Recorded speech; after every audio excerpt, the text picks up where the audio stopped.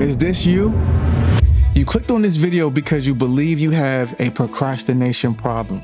You're always waiting until the last minute to get things done, or you're not doing them at all. Every unfinished project, every delayed song, or that cold shower you take because you didn't pay the light bill on time leaves you in a vicious cycle where you beat yourself up, causing even more procrastination. You might be thinking, Charles, have we met? Well, in a way we have, because I've been there too. But what if I told you there's a simple fix to overcoming procrastination? Well, in this video, I'll reveal the reason you procrastinate, helping you to create an environment where you're motivated to take action. As a project manager, I've struggled with procrastination in my own life, and trust me, it doesn't mix well with my job. But after trying countless methods, I discovered a world where you don't have to feel overwhelmed by your goals or tasks. A world where you're excited to tackle them head on. And no, I didn't get it from any self-help book or any extreme discipline regimen. It was actually much simpler than that. My journey hasn't been easy, but understanding the root cause of my procrastination allowed me to make some practical adjustments. I want to reveal what I discovered that has been a complete game changer for me and will revolutionize how you approach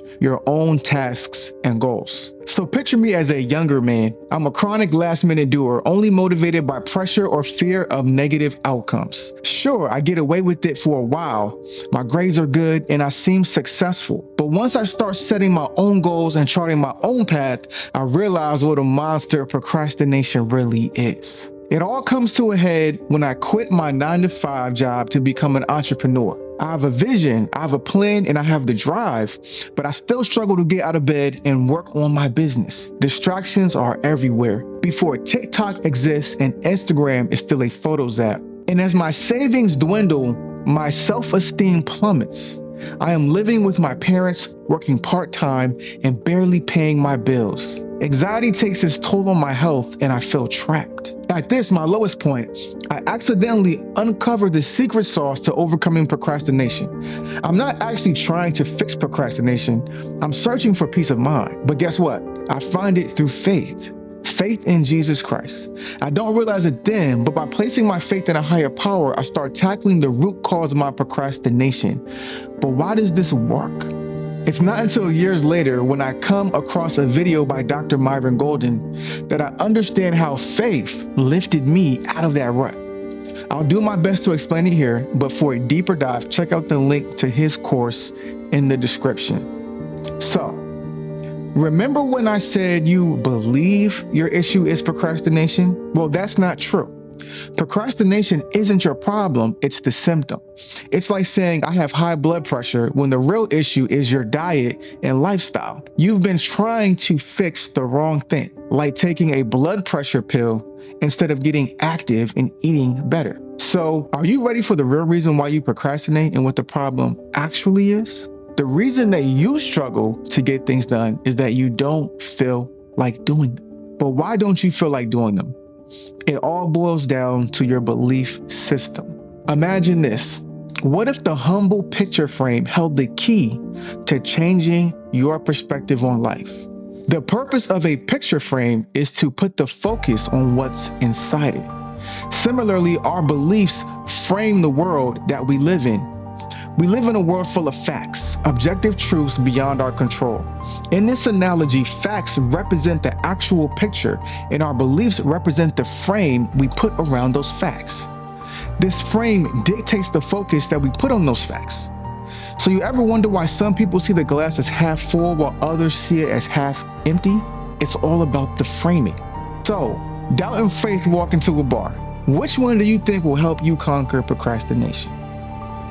Beliefs can manifest themselves in only one of two ways, either as doubt or as faith.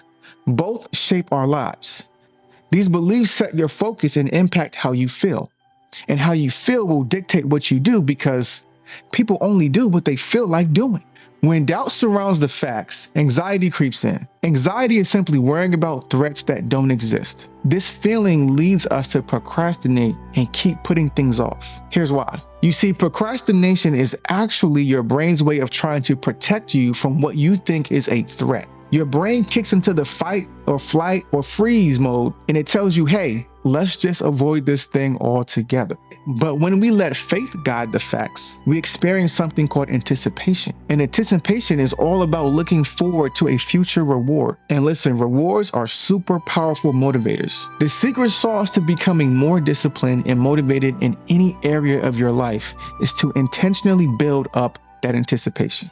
So you see, it all starts with your belief system. Doubt is spending energy focusing on an outcome that you don't want, while faith is spending energy focusing on an outcome that you do want. It's as simple as that. After watching Dr. Golden's video, I realized how my faith in Jesus transformed my life. I spent less time focusing on the big bad monsters in my life, and instead, I put my trust in Him to take care of it all. And He did. But it's not without effort on my part.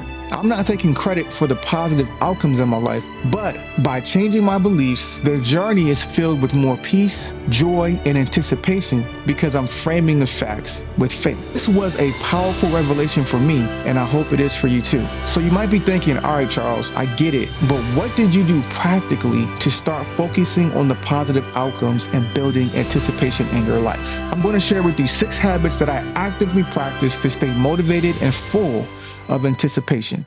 Number 1, I take inventory of my thoughts. I actively identify negative thoughts and replace them with positive ones. I do this by usually writing them down and repeating them throughout the day, especially when I start to feel doubtful or overwhelmed.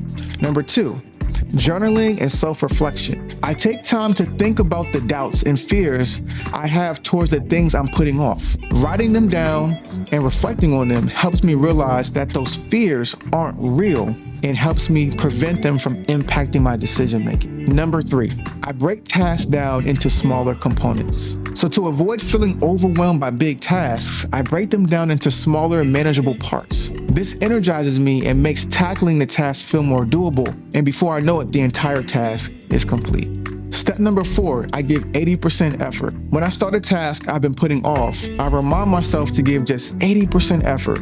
And this prevents me from getting stuck on being perfect and helps me make progress more easily. Number 5, give yourself grace. Instead of beating myself up and adding more pressure, I now show myself grace. I tell myself I'll do better next time. I believe that and I just move forward. And number 6 is prayer. I personally put my trust and confidence in God, taking the pressure off myself to be responsible for outcomes. And instead I focus on being present and engaged in the journey.